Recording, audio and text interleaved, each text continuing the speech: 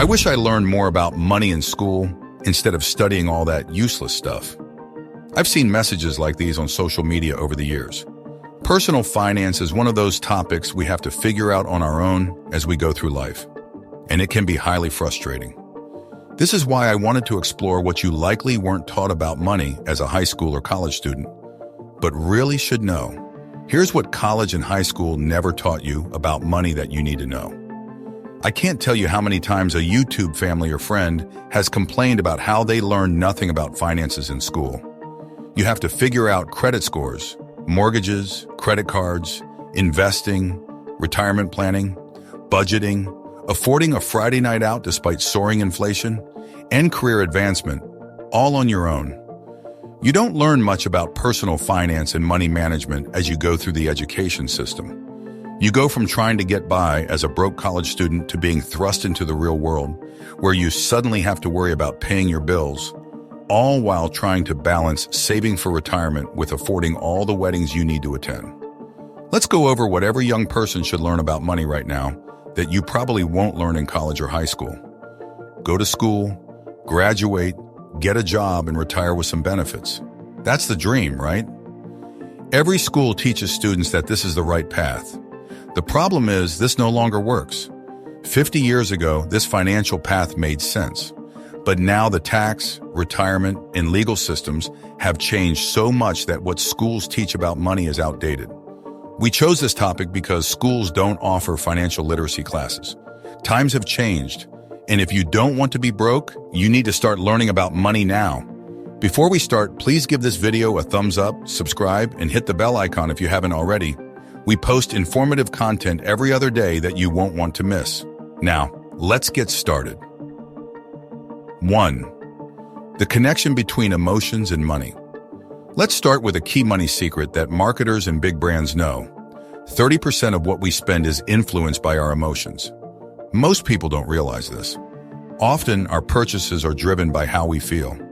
Brands take advantage of this by triggering emotions that make us spend money. I've experienced this myself. For example, I might buy something to feel better after a bad day. Similarly, some people, like women on shopping sprees, buy things to lift their spirits. It's okay to do this occasionally, but it becomes a problem if it happens all the time because of clever marketing tricks. To illustrate this point further, let's take the example of the iPhone. Did you know that the space gray iPhone costs about $20 more than other colors, even though they all have the same features? This shows how emotions and perceptions can affect our spending decisions. The color doesn't change the phone's functionality, but the perception of exclusivity or personal preference can make us spend more. Our financial situation also affects our emotions.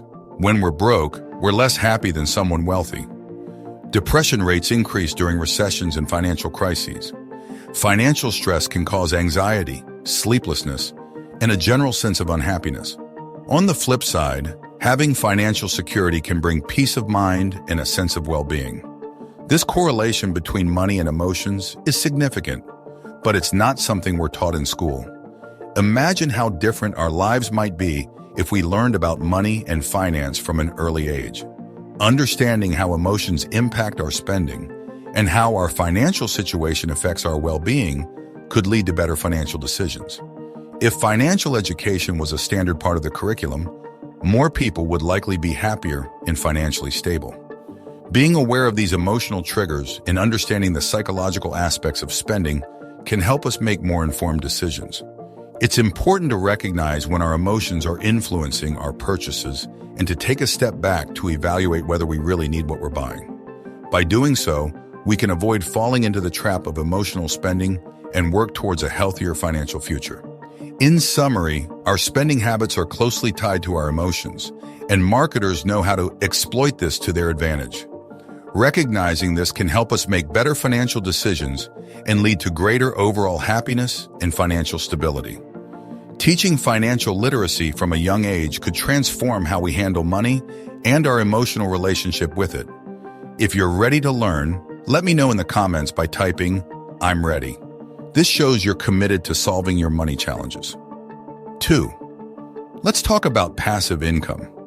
Most of us watching probably haven't learned about it in school. If you have, it's likely from watching a YouTuber or reading a blog, right? The truth is, many of us earn money by trading our time for a paycheck. We're used to the idea that making money requires putting in a lot of time and effort. So the concept of earning money while you sleep can seem far-fetched. If you're skeptical about what I'm saying, that's understandable. Our education system hasn't focused much on teaching us about passive income. Instead, we're taught to work hard for our money. But here's the thing, passive income is real, and it's about finding ways to earn money that don't require constant active involvement. Some common examples include selling digital products like ebooks or online courses, investing in stocks that pay dividends, or renting out property. These are just a few examples. There are many ways to generate passive income. The key is to research different options and choose one that fits your budget, lifestyle, and goals. It's about finding a balance between how much time and effort you want to invest upfront versus the potential for ongoing income in the future. Imagine having income streams that continue to grow even when you're not actively working. That's the power of passive income. It gives you more financial freedom and flexibility. While it may take some initial effort to set up, the rewards can be significant in the long run. So don't be afraid to explore passive income opportunities. With the right knowledge and mindset, you can start building additional streams of income that work for you, not the other way around. It's a step towards financial independence and a more secure future. 3. Multiple income streams. Our education system primarily focuses on preparing us for traditional employment, teaching us how to apply for jobs, build resumes, and secure positions. Essentially, it gears us towards becoming employees and contributing to someone else's business or organization. However, relying solely on a salary from a job can sometimes be limiting. It's important to explore other avenues for earning income. Here are some ways to diversify your income. 1. Investments. Consider investing a portion of your earnings into opportunities that offer potential high returns, such as stocks, mutual funds, or real estate. This allows your money to work for you and generate passive income over time. 2. Side businesses. Start a side business or freelance in your area of expertise. This could involve offering consulting services, selling products online, or providing specialized services that align with your skills and interests. Building a business on the side can eventually grow into a significant source of income and even lead to entrepreneurship. 3. Passive income streams. Explore ways to generate passive income, where you earn money with minimal ongoing effort. This could include renting out property, investing in dividend-paying stocks, creating digital products like ebooks or online courses, or monetizing a blog or YouTube channel. 4. Skill monetization. Identify skills or hobbies that you can monetize. For example, if you're good at photography, you could sell your photos online. If you have programming skills, you could develop apps or offer coding services on freelance platforms. 5. Multiple jobs. Consider taking on part-time or temporary jobs in addition to your main job. This can provide additional income streams and broaden your skills and experience. It's unfortunate that our education system often overlooks these alternative income sources. Learning about and pursuing multiple income streams can provide financial security, flexibility, and opportunities for personal and professional growth. By diversifying your income sources, you can better manage financial challenges and work towards achieving your long-term financial goals. 4. How to build your credit. Before you can get a loan, credit card, or mortgage, the bank or lender will check your credit. Your credit score, which determines if you qualify, is based on your past financial behavior, like if you've paid loans on time or if you've borrowed money before. Here's the kicker. They don't teach you this stuff in school, so you have to learn it yourself. Surprisingly, having a low credit score doesn't always mean you didn't pay back loans. Sometimes it's because you haven't borrowed money at all. Did you know that? Credit cards and loans themselves aren't bad. What matters is how you manage them. The only way to improve your credit score is by taking out loans or using credit cards responsibly, meaning you pay back what you borrow on time. Before applying for any credit, be cautious. Make sure you understand and can meet the terms and conditions. If you get turned down for a loan, it stays on your record for up to 7 years. Ouch. So check your credit score regularly and borrow money wisely to stay in good standing. Lastly, keep an eye out for mistakes or fraudulent activities on your credit statements. Catching these early can prevent bigger problems down the line. Building good credit takes time and careful management, but it's worth it for your financial future. By the way, if you're finding this video helpful and want more content like this, comment more below. Let's keep going. 5. Why saving money is important and how to do it wisely. In school, teachers rarely teach us about the importance of saving money. They're focused on following the curriculum, which often prioritizes other subjects like math or science. It would have been helpful to learn some saving tips alongside those complex algebra problems, right? Instead, most people learn about saving through their own experiences as adults, or if they're fortunate, from their parents. If you're eager to learn more about managing your finances, there are plenty of resources available, including our videos dedicated to money management. But for now, let's cover the basics. Creating a budget. Start by making a budget that lists all your expenses. This helps you see where your money is going each month. Look for areas where you can cut back, maybe dining out less or reducing unnecessary subscriptions. Setting savings goals. Once you've trimmed your budget, decide how much of your income you can save. Financial experts often recommend saving around 20% to 40% of your income. But if that seems daunting, start with a smaller percentage and increase it gradually as you get more comfortable. Importance of emergency savings. It's crucial to have an emergency fund to cover unexpected expenses like car repairs or medical bills. Aim to save at least 3 to 6 months' worth of living expenses in this fund. This provides a safety net and prevents you from having to rely on credit cards or loans during tough times. Investing your savings. After you've saved for a while, perhaps 3 months or more, consider investing your money. Investing allows your savings to grow over time through compound interest.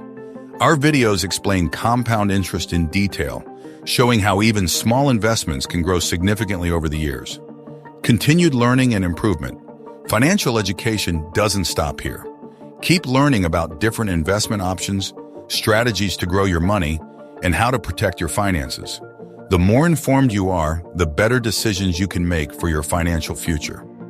By saving and investing wisely, you're not only preparing for unexpected expenses, but also setting yourself up for long-term financial stability and potential wealth building.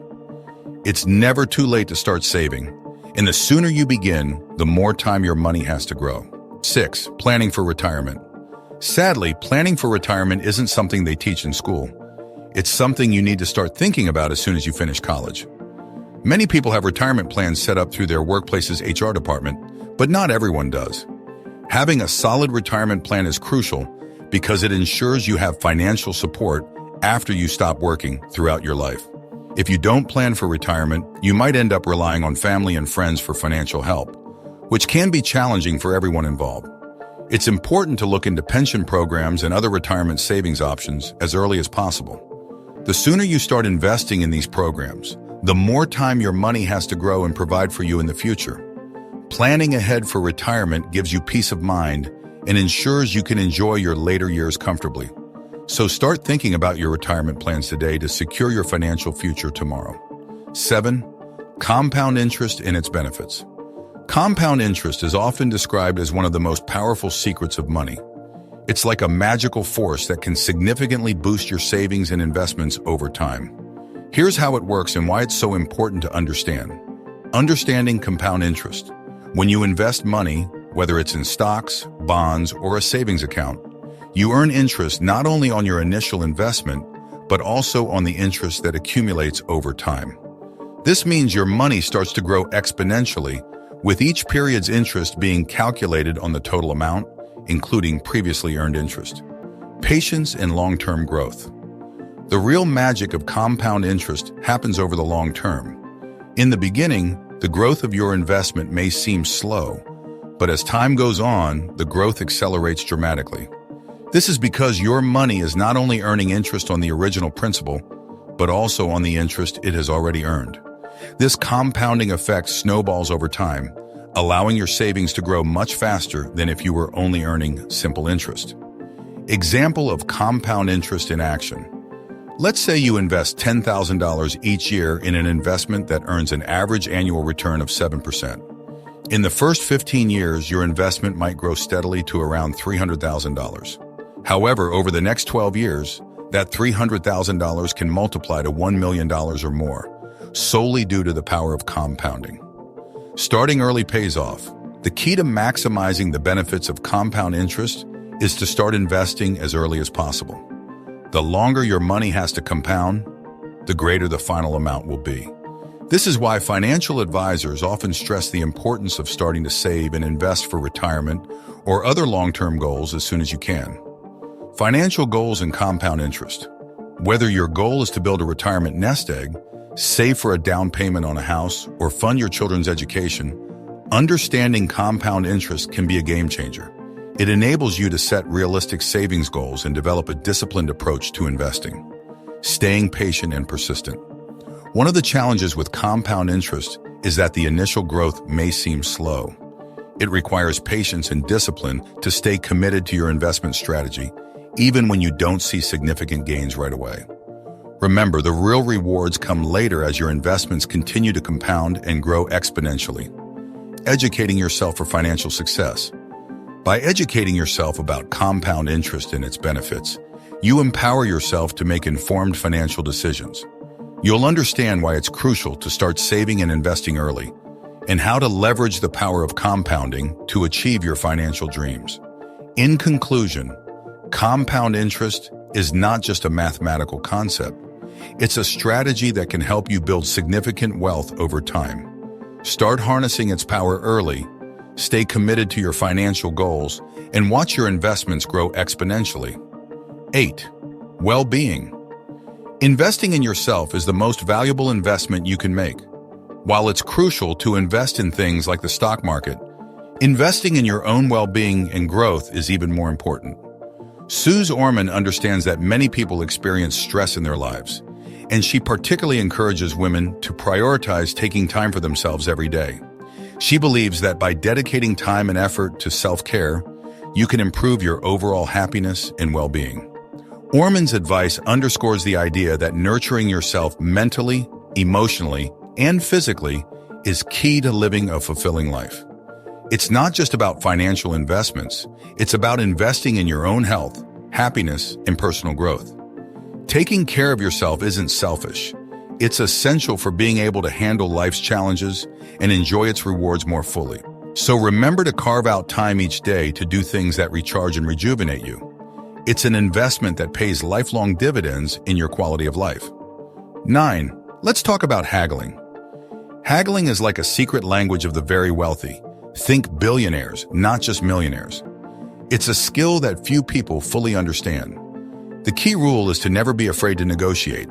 Whether it's the interest rate on a loan, the price of a car, or even a house purchase, haggling can save you a lot of money. Now, you won't haggle over the price of juice at Walmart, but when it comes to big purchases like a mortgage or buying a house outright, negotiating is fair game. For example, when applying for a mortgage, you can negotiate the interest rates with the lender. If you're buying a house with cash, you can bargain for a lower price with the seller. The more you haggle, the more you can potentially save. It's a skill worth learning because it can lead to significant savings over time. So don't hesitate to negotiate. It could pay off in a big way. If you found this helpful, give us a thumbs up. 10. Managing debt. No one teaches you how to handle your debt unless you take specific personal finance classes, which should honestly be part of school education. Since schools don't cover everything, many of us end up learning about debt from YouTube or other sources. After college, a lot of people find themselves in serious debt. They might have student loans to pay off, and then they start using multiple credit cards, which can make their debt problems even worse. Without good debt management skills, it's easy to feel overwhelmed and stuck living from one paycheck to the next. The key to managing debt starts with knowing exactly how much you owe and when your payments are due.